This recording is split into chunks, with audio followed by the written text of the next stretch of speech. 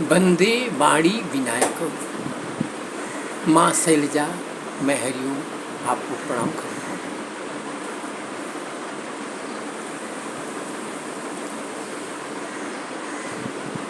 आप हमको देख लें, हम आपको देख लें, यहीं से हमारा प्रारंभ होगा जीवन।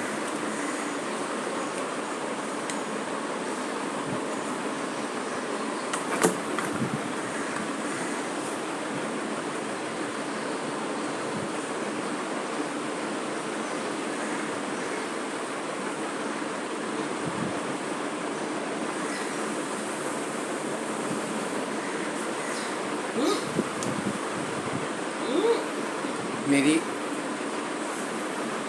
सखा, मेरे मित्र, मेरे सहयोगी, विश्व रूप में विराजमान मेरे माँ और मेरे पिता रूप में भवानी, शंकर और राधा कृष्ण के रूप में विराजमान आप लोग मेरी पूजा स्वीकार करें।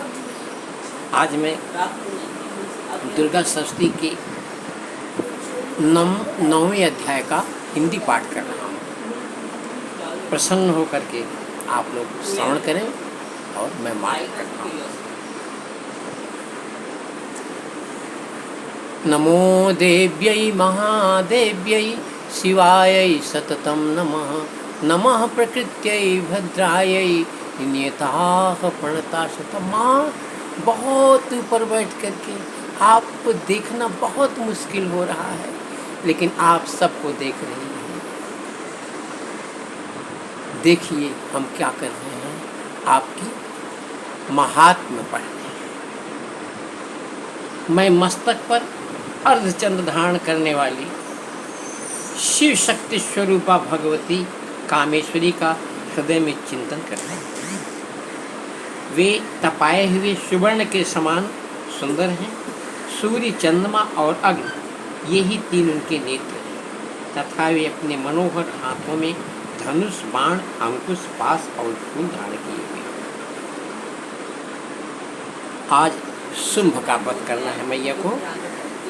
उत्तप्त है मरुचिराम रविचंद्र वहनी, नेत्रां धनुष सरयुतांकुश पाश शूलम, रम्यैर्भुजैश्च दधते शिव शक्ति रूपां, कामेश्वरीं हृदि भजामि धृतेन्दुलेखां।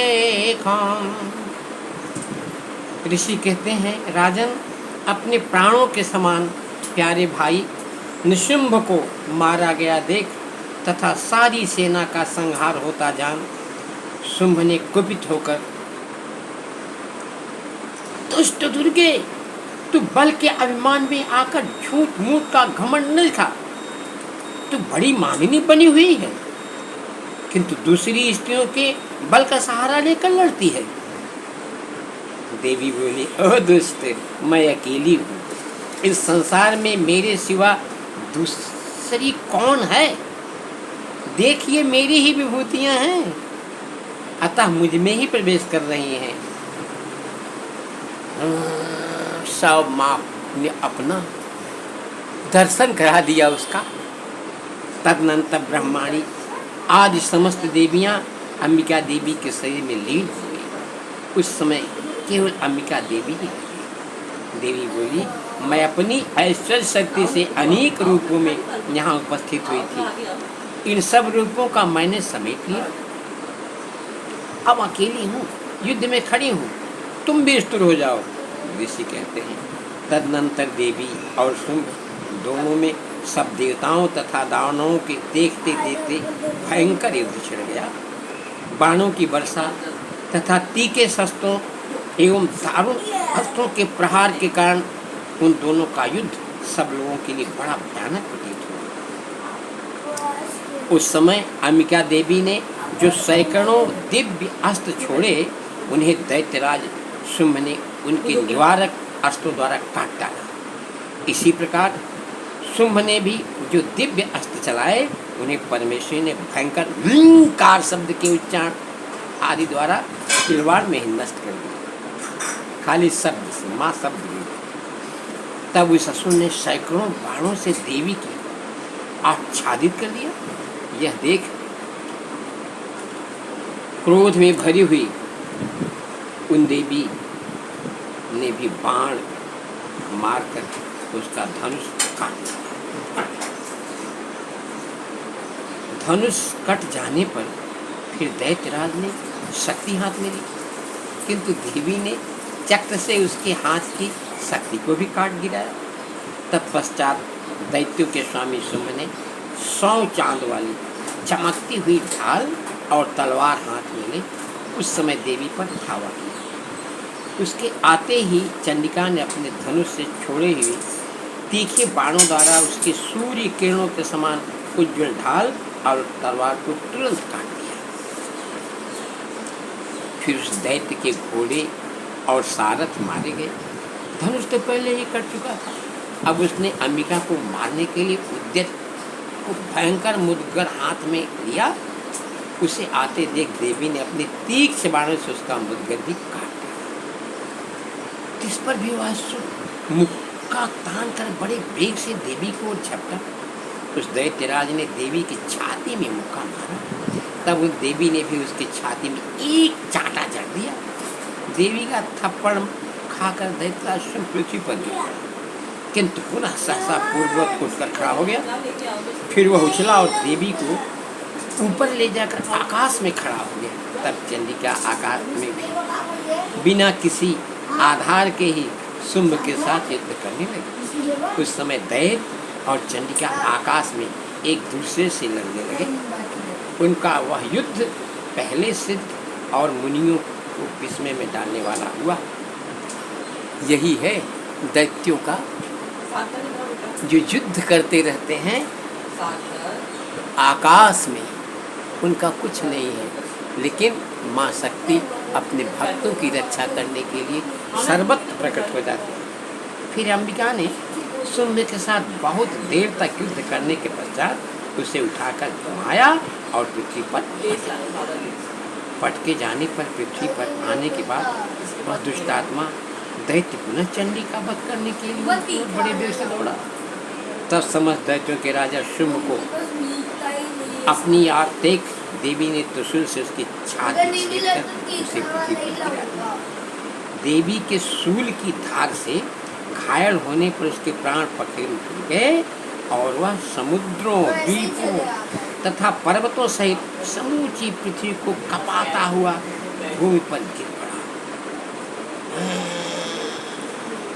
तदनंतर उस दुरात्मा के मारे जाने पर संपूर्ण जगत प्रसन्न एवं पूर्ण स्वस्थ हो गया। जगदम्बे मात की तथा आकाश स्वच्छ दिखाई देने लगा। जय मां। पहले जो उत्पात सूचक मेघ और उल्कापात होते थे वे सब शांत हो गए तथा उस दैत्य के मारे जाने पर नदियां भी ठीक मार्ग से बहने लगी। उस समय शुंभ की मृत्यु के बाद संपूर्ण देवताओं का हृदय हर्ष से भर गया और गंधर्वगण मधुर गीत गाने लगे। दूसरे गंधर्व बाजे बजाने लगे और अप्सराएं नाचने लगी।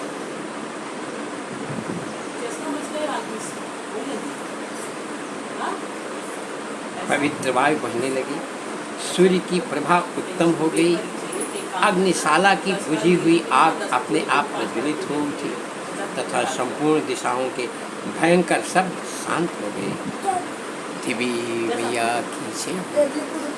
अहलादिनी, आज आपने बहुत बड़ी प्रसन्नता दे दी है। इसमें हम लोग गीत और नृत्य करें, परंतु आपके आदेश का पालन करते हुए।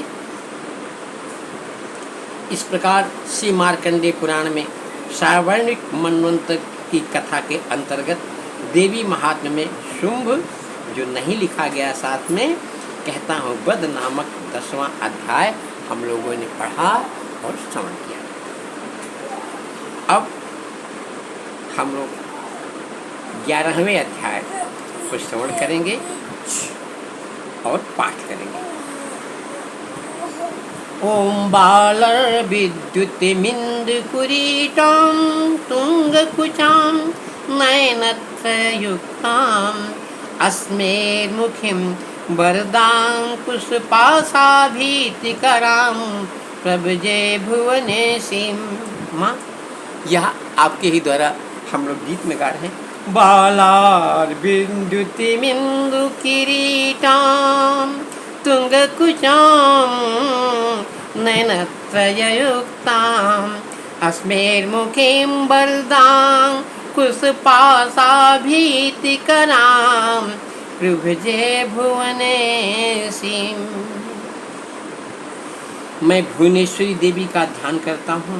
उनके सी अंगों की आभा प्रभात काल के सूर्य के समान है और मस्तक पर चंद्रमा का मुकुट है। चंद्रमा का मुकुट स्वयं बालकृष्ण चंद्र ही बैठे हुए मुकुट के रूप में।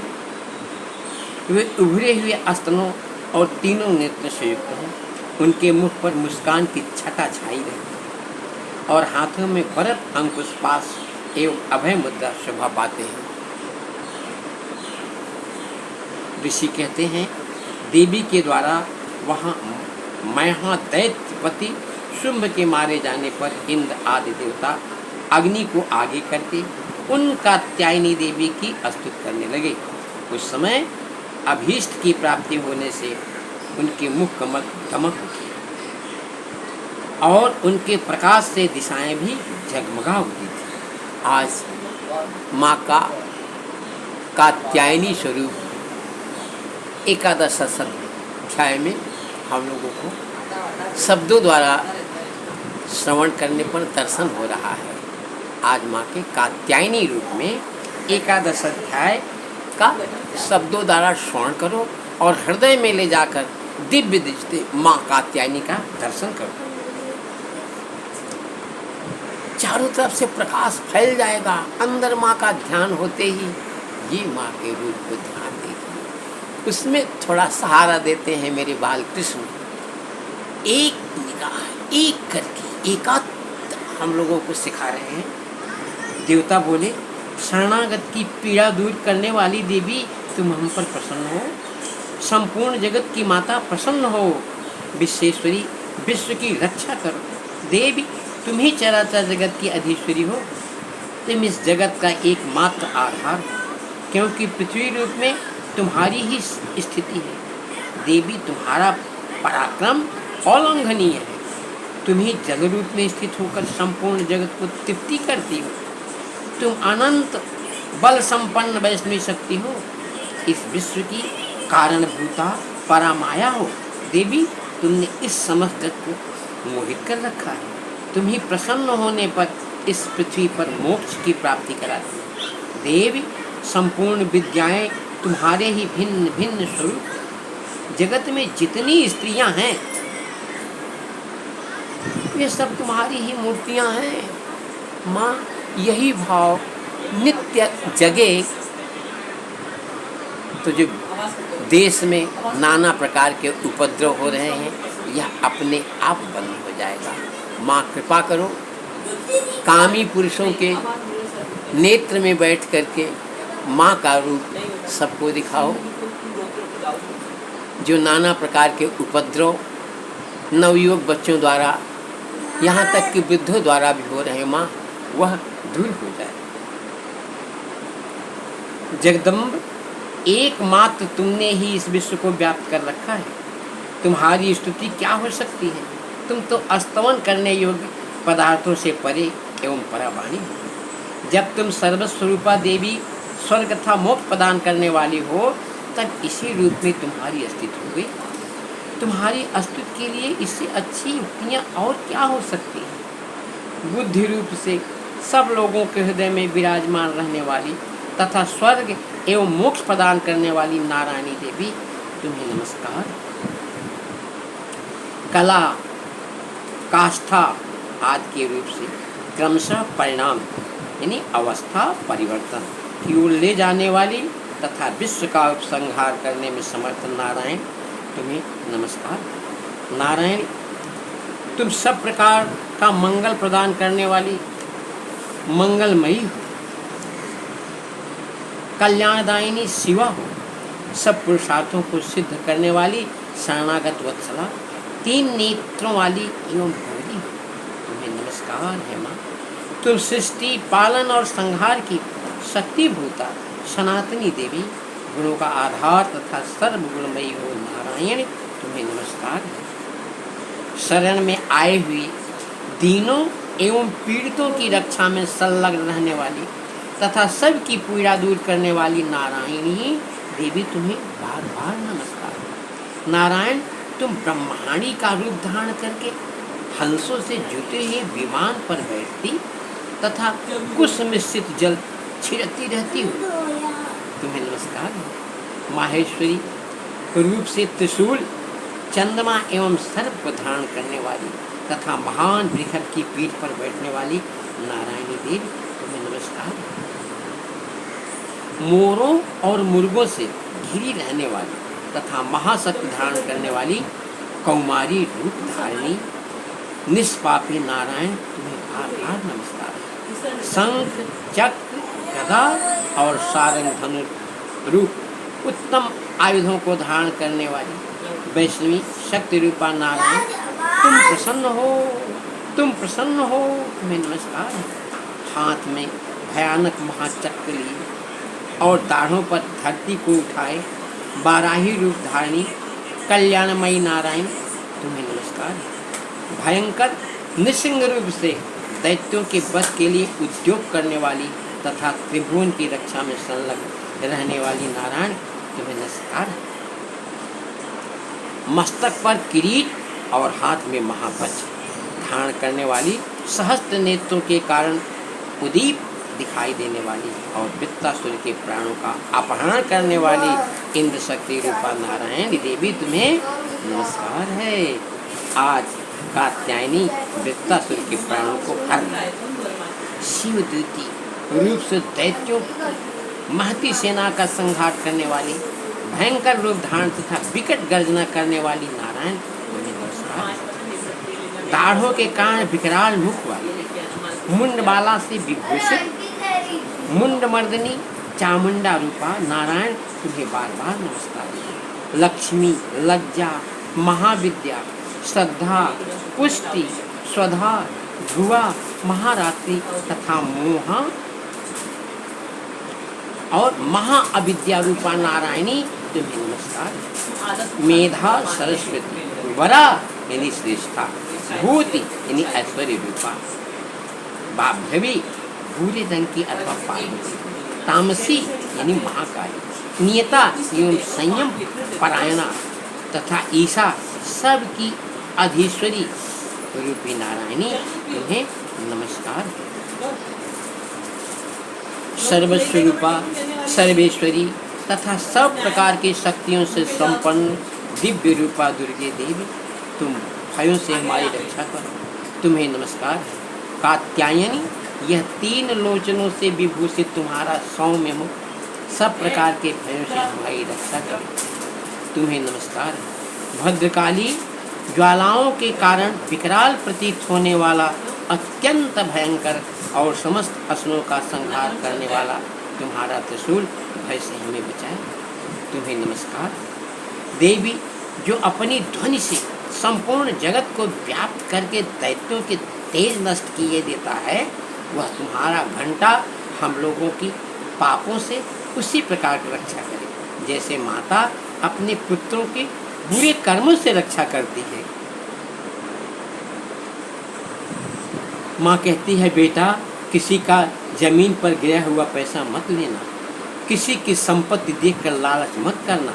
इस प्रकार से माँ अपने बच्चों को बुरे कर्मों से बचाती है। चंडिके, तुम्हारे हाथों में शोभित खड्ग जो असुरों के रक्त और चर्बी से चर्चित है, हमारा मंगल करे, हम तुम्हें नमस्कार करते हैं। देवी, तुम प्रसन्न होने पर सब रोगों को नष्ट कर देती हो और कुपित होने पर सारे मनोवांछित सभी कामनाओं का नाश कर देती हो। जो लोग तुम्हारी शरण में जा चुके हैं उन पर विपत्ति तो आती ही नहीं।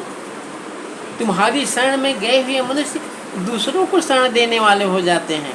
देवी अम्बिके, तुमने अपने स्वरूप को अनेक भागों में विभक्त करके नाना प्रकार के रूपों से जो इस समय इन धर्मद्रोही महादैत्यों का संहार किया है, वह सब दूसरी कौन कर सकती है। माँ, तुम अपनी निगाह में रखो माँ, अपनी निगाह से दूर मत करना माँ। अगर अपनी निगाह से आपने हमको छोड़ दिया तो पल को भी न छोड़ो नाथ, साथ मेरे रहना होगा। और बहके जो कहीं कदम इसे रोको कहना होगा, वरना हम गिर जाएंगे तो जग को धोखा होगा। अपना कहने का फिर न कभी माँ को मौका होगा। माँ संभाल लो। विद्याओं में ज्ञान को प्रकाशित करने वाले शास्त्रों में तथा आदि वाक्यों वेदों में तुम्हारे सिवा और किसका वर्णन, तथा तुमको छोड़कर दूसरी कौन ऐसी शक्ति है जो इस विश्व को अज्ञानमय और अंधकार से परिपूर्ण ममता रूपी गड्ढे में निरंतर भटका रही हो।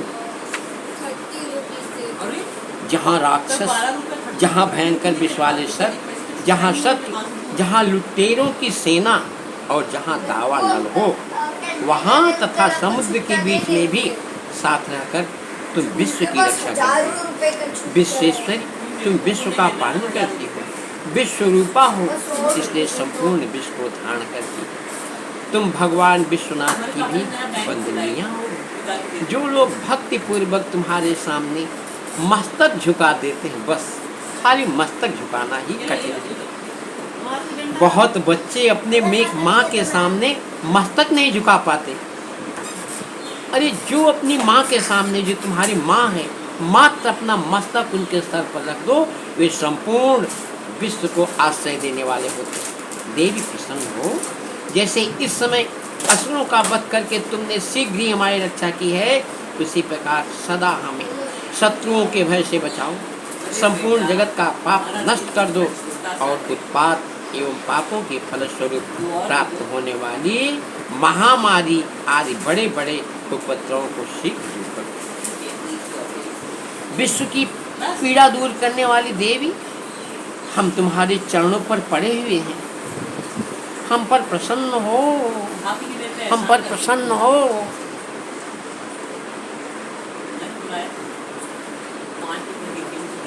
त्रिलोक निवासियों की पूजनीय परमेश्वरी सब लोगों को वरदान दो, सबको वरदान दो। देवी बोली, देवताओं, मैं वर देने को तैयार। तुम्हारे मन में जिसकी इच्छा हो वह वर मांग लो। संसार के लिए उस उपकार वर को मैं अवश्य दूंगा। देवता बोले, सर्वेश्वर, तुम इसी प्रकार तीनों लोकों की समस्त बाधाओं को शांत करो और हमारे शत्रुओं का नाश करो। देवी बोली, देवताओं, वैवस्वत मनवंतर के 28वें युग में शुंभ और निशुंभ नाम के दो अन्य महादैत्य उत्पन्न हुए। तब मैं नंदगोप के घर में उनकी पत्नी यशोदा के गर्भ से अवतीर्ण हो विंध्याचल में जाकर रहूंगी और उक्त दोनों असुरों का नाश करूंगी। फिर अत्यंत भयंकर रूप से पृथ्वी पर अवतार ले मैं भय प्रचित नाम वाले दानों का वध करूंगी। उन भयंकर महादैत्यों को भक्षण करते समय मेरे दांत अनार के फूल की भांति लाल हो जाएंगे। तब स्वर्ग में देवता और मर्त्यलोक में मनुष्य सदा मेरी स्तुति करते हुए मुझे रक्त दंतिका कहेंगे। फिर जब पृथ्वी पर 100 वर्ष के लिए वर्षा रुक जाएगी और पानी का अभाव हो जाएगा, उस समय मुनियों के स्तवन करने पर मैं पृथ्वी पर अयोनिया रूप में प्रकट होंगी। अयोनिया रूप में प्रकट होंगी, पृथ्वी पर अयोनिया रूप में प्रकट होंगी और 100 नेत्रों से मुनियों को देखूंगी। माँ हम लोगों को देख रही है, जो माँ का श्रवण कर रहे हैं, पाठ कर रहे हैं, माँ उनको मुनि समझती है, अपने सहस्त्र नेत्रों देख रही हैं। अतः मनुष्य शताक्षी इस नाम से मेरा कीर्तन करेंगे। देवताओं, उस समय मैं अपने शरीर से उत्पन्न हुए शाकों द्वारा समस्त संसार का भरण पोषण करूंगी। जब तक वर्षा नहीं होगी तब तक वे शाक ही सबके प्राणों की रक्षा करेंगे। ऐसा करने के कारण पृथ्वी पर शाकंभरी के नाम से मेरी ख्याति होगी।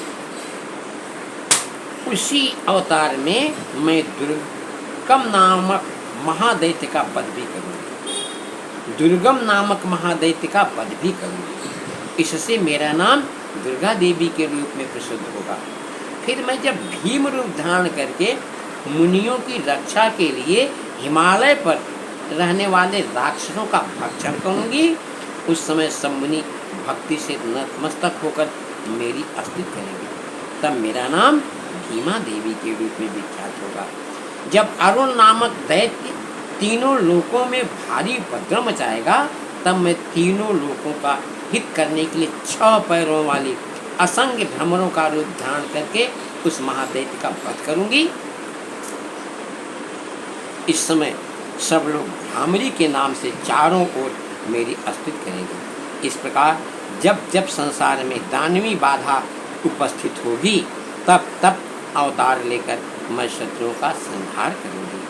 इस प्रकार श्री मार्कंडेय पुराण में सावर्णिक मनवंतर की कथा के अंतर्गत देवी महात्म्य में देवी स्तुति नामक 11वां अध्याय हम लोगों ने पढ़ा और श्रवण किया। मुनि बन गए। हम लोगों को माँ अपने सहस्त्र को देखेगी। हमारी आसुरी प्रवृत्ति मिट जाएगी। मैया के चरण कमल के शरण में हम लोग सदा सदा आनंद करेंगे। अब हम लोग 12वें अध्याय का पाठ और श्रवण कर रहे हैं। विद्युद्याम समप्रभाम के पति स्कंधस्थितां भीषणां कन्याभिः करवाल खेट बिलसत् धस्ताभिरासेवितां हस्तैश्चक्रगदाशिखेटभिशिखां चापं गुणं तर्जनीं बिभ्राणमनलात्मिकां शशिधरां दुर्गां त्रिनेत्रां भजे, दुर्गां त्रिनेत्रां भजे। मैं 3 नेत्रों वाली दुर्गा देवी का ध्यान करता हूँ। उनके सी अंगों की प्रभा बिजली के समान है। वे सिंह के कंधे पर बैठी हुई भयंकर प्रतीत होती हैं। हाथों में तलवार और ढाल लिए अनेक कन्याएं उनकी सेवा में खड़ी हैं। वे अपने हाथों में चक्र, गदा, तलवार, ढाल, बाण, धनुष, पाश और तर्जनी मुद्रा धारण किए हुए हैं।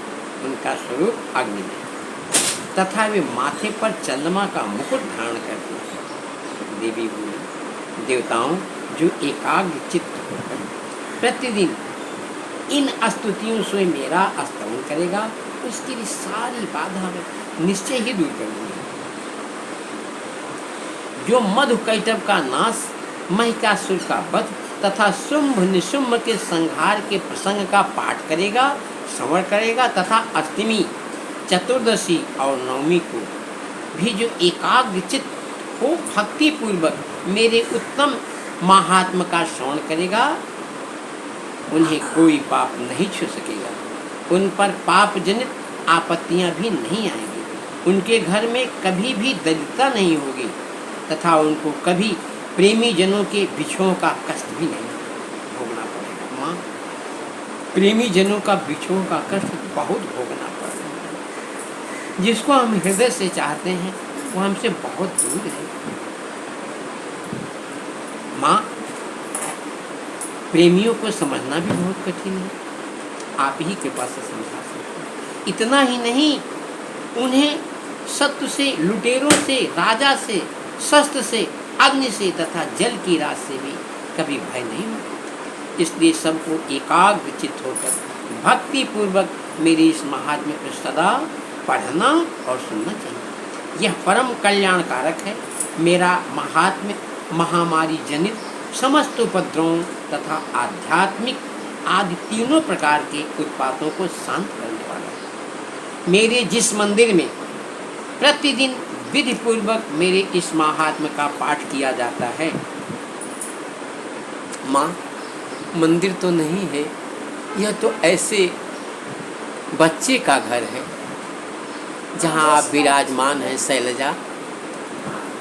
यहाँ मात्र श्रवण हो सकता है इस वीडियो के माध्यम से।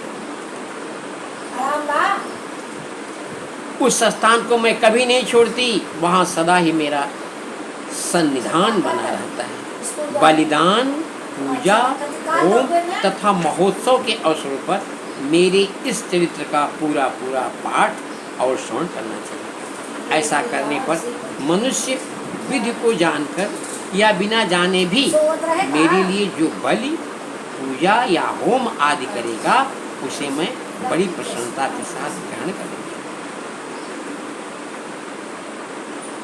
माँ क्षमा हो, बलि जानवरों को बधने की बलि नहीं, अपने अंदर जो दुर्वासना है उसकी बलि करनी पड़ेगी। जो राक्षस जैसे स्वभाव है, भैंसा जैसे सबसे युद्ध करता है, पशु जैसे व्यवहार करता है, उसकी बलि करनी पड़ेगी। जो शरीर रूप धारण करके पशु हैं, उनकी बलि करना बलि नहीं होगी। माँ को बलि फलों की दी जाएगी। तुमने जो तपस्या की है, पूजा की है, उसके कर्म के फल की बलि दे दो।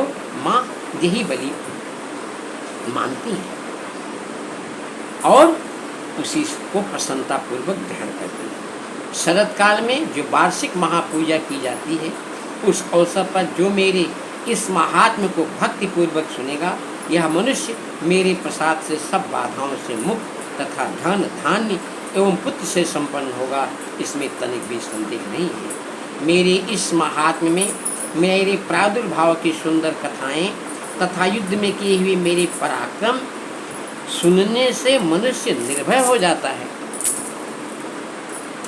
मेरे महात्म्य का श्रवण करने वाले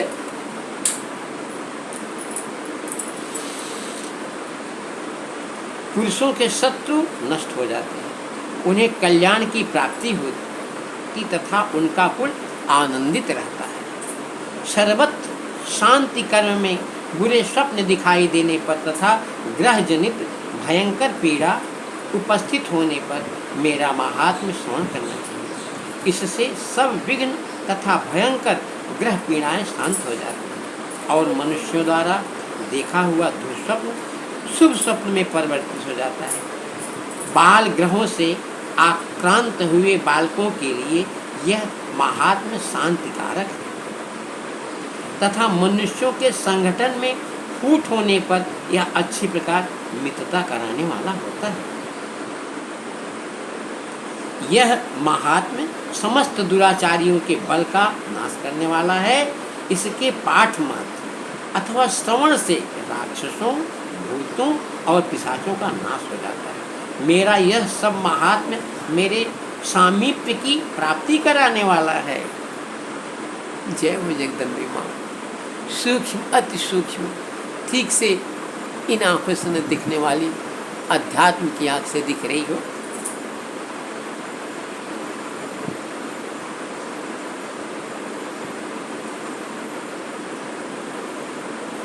पशु जिसको ज्ञान नहीं है, पशु जैसे व्यवहार करने वाला, ये बाहरी पशु नहीं, बकरा, भैंसे, ये पशु को माँ नहीं कहती है। पशु तुम हो। यही पशु प्रवृत्ति है कि आप ही चले। ये पशु प्रवृत्ति है जो अपने लिए सारा काम करता है, उनकी बलि देनी पड़ेगी। यानी परोपकारी होना पड़ेगा, परमार्थी होना पड़ेगा।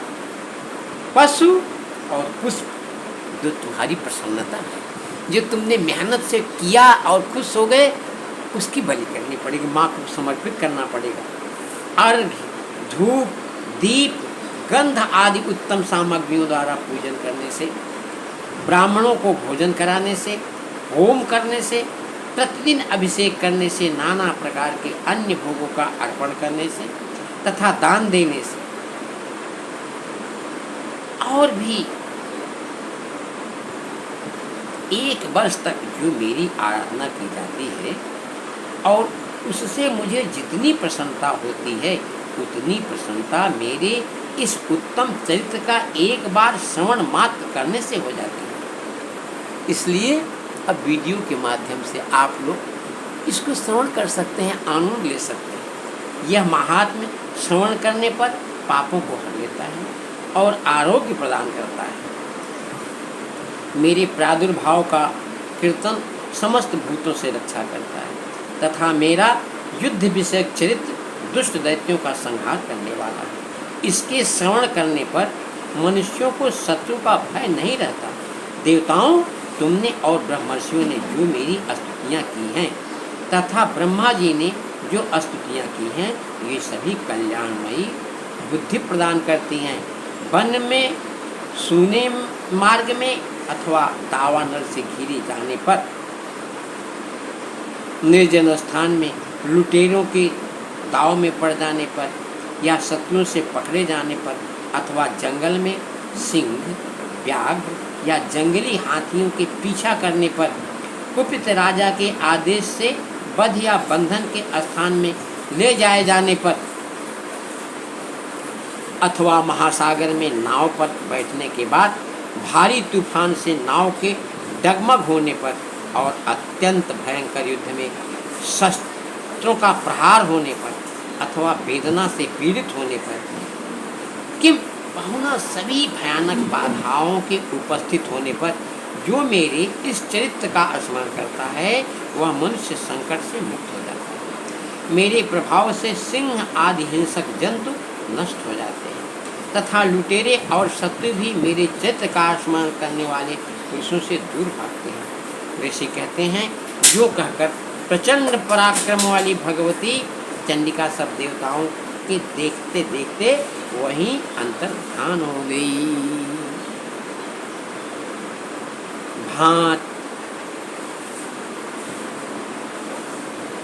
फिर समस्त देवता भी शत्रुओं के मारे जाने से निर्भय हो पहले की ही भांति यज्ञ भाग का उपयोग करते हुए अपने अपने अधिकार का पालन करने लगे। संसार का विध्वंस करने वाले महाभयंकर अतुल पराक्रमी देवशत्रु शुंभ तथा महाबली निशुंभ के युद्ध में देवी द्वारा मारे जाने पर शेष दैत्य पाताल लोक में चले गए। राजन, इस प्रकार भगवती अंबिका देवी नित्य होती हुई भी पुनः पुनः प्रकट होकर जगत की रक्षा करती हैं। वे ही इस विश्व को मोहित करती हैं, वे ही जगत को जन्म देती हैं तथा वे ही प्रार्थना करने पर संतुष्ट हो विज्ञान एवं समृद्धि प्रदान करते हैं। राजन, महाप्रलय के समय महामारी का स्वरूप धारण करने वाली वे महाकाली ही इस समस्त ब्रह्मांड में व्याप्त हैं। वे ही समय समय पर महामारी होती है और वे ही स्वयं अजन्मा होते हुए भी सृष्टि के रूप में प्रकट होती है।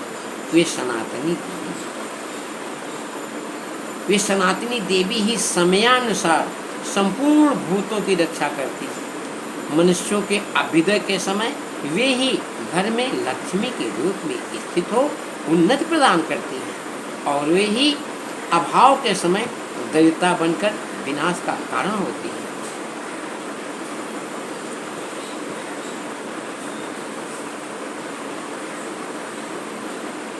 पुष्प, धूप और गंध आदि से पूजन करके उनकी स्तुति करने पर वे धन, पुत्र, धार्मिक बुद्धि तथा उत्तम गति प्रदान करते हैं। इस प्रकार श्री मार्कंडेय पुराण में सावर्णिक मनंतर की कथा के अंतर्गत देवी महात्म्य में फल स्तुति नामक 12वां अध्याय हम लोगों ने पढ़ा और श्रवण किया।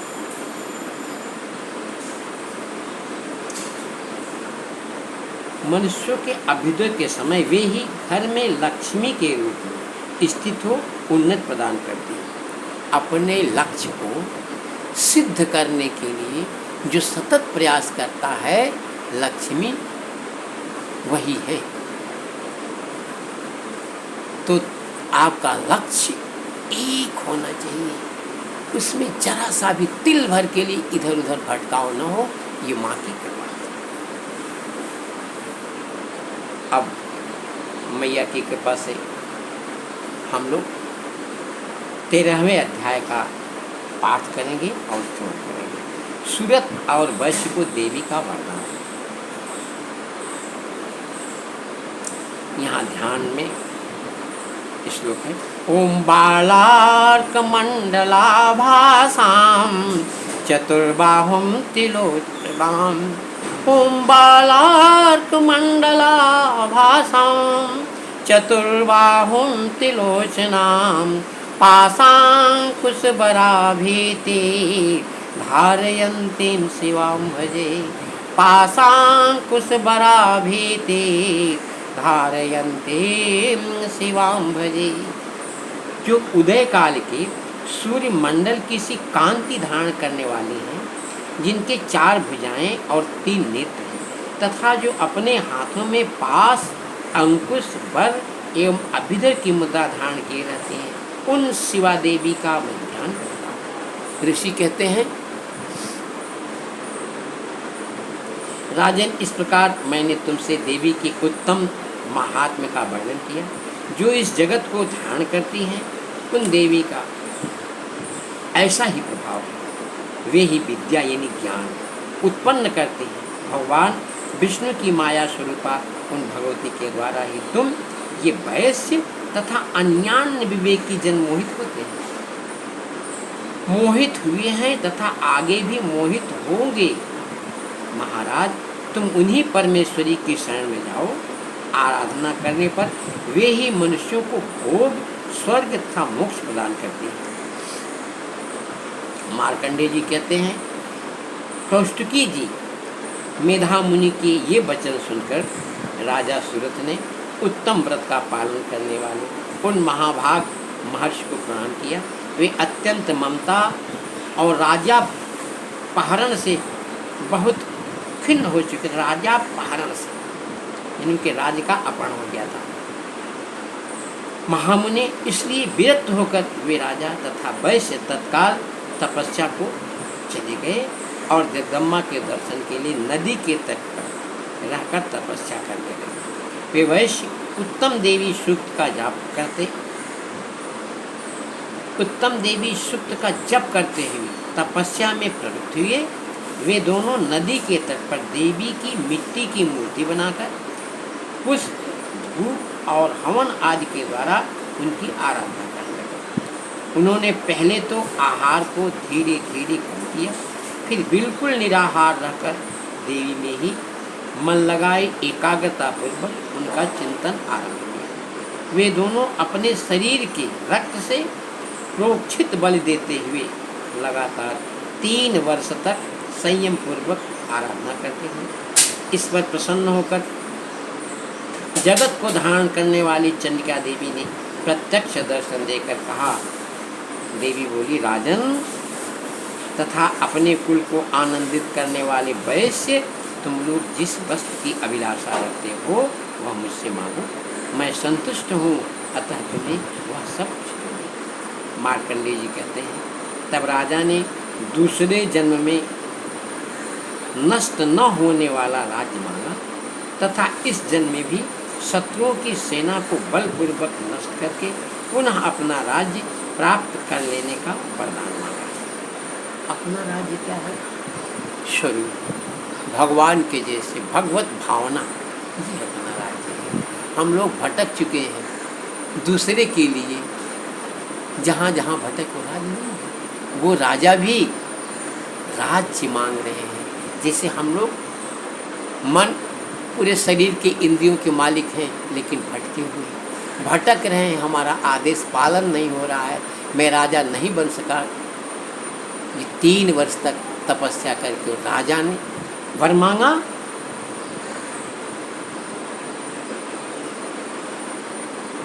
वैश्य का चित्त संसार की ओर से खिन्न एवं विरक्त हो चुका था और वे बड़े बुद्धिमान थे।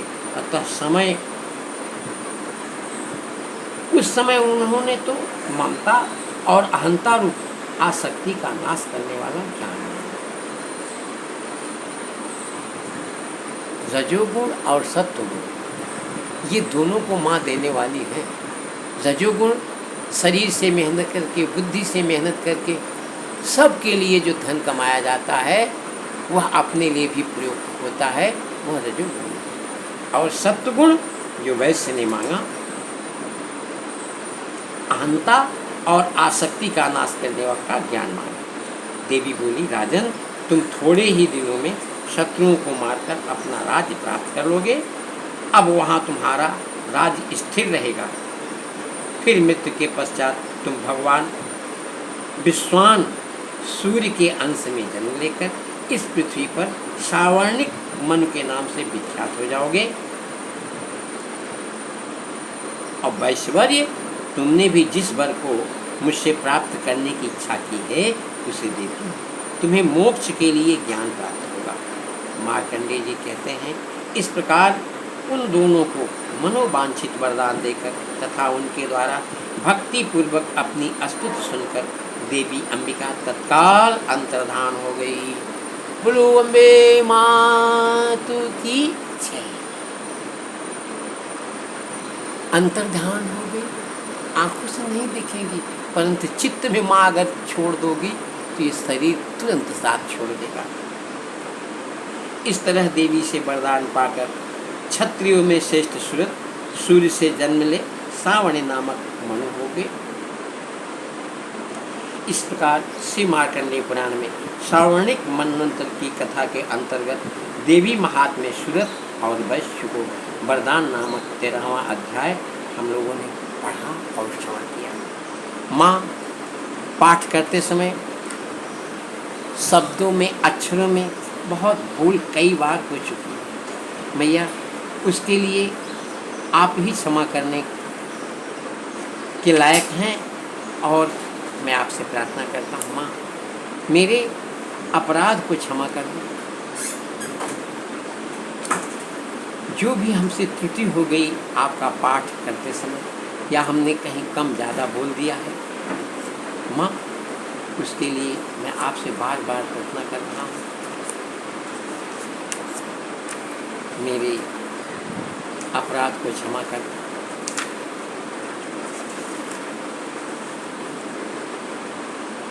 थोड़ा समय मेरे मित्रों सखाओं जो श्रवण कर रहे हो, ये मेरे लिए भी है और आपके लिए भी है।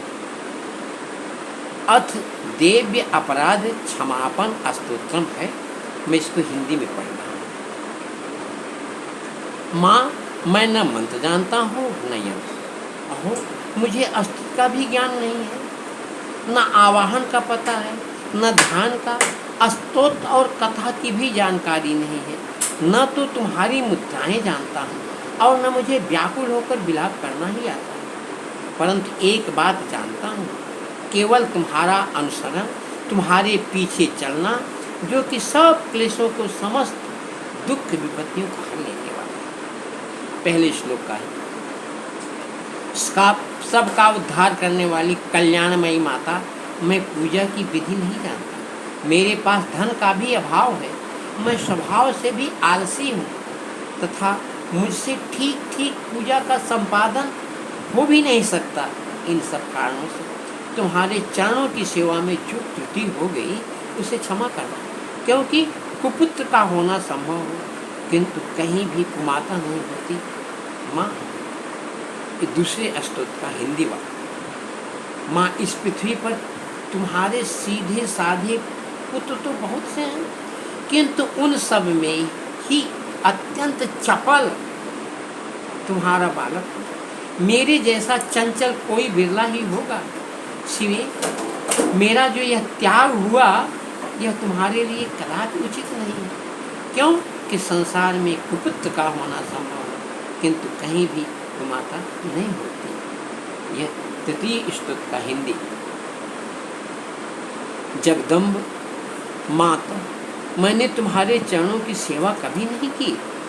देवी, तुम्हें अधिक धन भी समर्पित नहीं किया तथा मुझ जैसे अधम पर जो तुम अनुपम स्नेह करती हो, इसका कारण यही है कि संसार में तो पुत्र पैदा हो सकता है, किंतु कहीं भी कुमाता नहीं होती। इस स्तोत्र का चौथा हिंदी। गणेश जी को जन्म देने वाली माता पार्वती अन्य देवताओं की आराधना करते समय मुझे नाना प्रकार की सेवाओं में व्यग्र रहना पड़ता था, इसलिए 85 वर्ष से अधिक अवस्था बीत जाने पर मैंने देवताओं को छोड़ दिया। अब उनकी सेवा पूजा मुझसे नहीं हो पाती, अतएव उनसे कुछ भी सहायता मिलने की आशा नहीं है। इस समय यदि तुम्हारी कृपा नहीं होगी तो मैं अवलंब रहित होकर किसकी शरण में जाऊंगा माँ। ये स्तोत्र का 5वां हिंदी। माता अर्पणा, तुम्हारे मंत्र का एक अक्षर भी कान में पड़ जाए तो उसका फल यह होता है कि मूर्ख चंडाल भी मधुपाक के समान मधुर वाणी का उच्चारण करने वाला उत्तम वक्ता हो जाता है। दीन मनुष्य भी करोड़ों स्वर्ण मुद्राओं से संपन्न हो चिरकाल तक निर्भय विहार करता रहता है। जब मंत्र की एक अक्षर के श्रवण का ऐसा फल है तो जो लोग विधि पूर्वक जप में लगे रहते हैं उनके जप से प्राप्त होने वाला उत्तम फल कैसा होगा माँ, इसको कौन मनुष्य जान सकता है। ये स्तोत्र के 6ठा हिंदी। भवानी जो अपने अंगों में चित्त की राख भभूत लिपेटे रहते हैं, जिनका विष ही भोजन है, जो दिगंबरधारी नग्न रहने वाले हैं, मस्तक पर जटा और कंठ में नागराज बासुकी को हार के रूप में धारण करते हैं, तथा जिनके हाथ में कपाल यानी भिक्षा पात्र शोभा पाता है, ऐसे भूतनाथ पशुपति भी जो एकमात्र जगदीश की पदवी धारण करते हैं, इसका क्या कारण है? यह महत्व उन्हें कैसे मिला?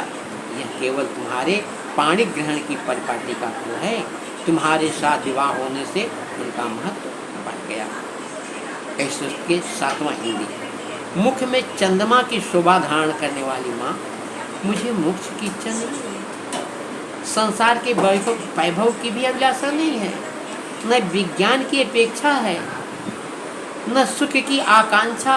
अतः तुमसे मेरी यही आशा है कि मेरा जन्म मृणानी रुद्राणी शिव शिव भवानी इन नामों का जाप करते हुए बीते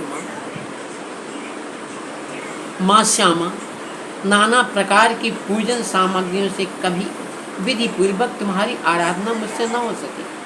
सदा कठोर भाव का चिंतन करने वाली मेरी बाड़ी ने कौन सा अपराध नहीं किया होगा और नहीं कर रहा है, फिर भी तुम स्वयं ही प्रयत्न करके मुझ अनाथ पर जो किंचित कृपा दृष्टि रखती हो माँ, यह तुम्हारे ही है।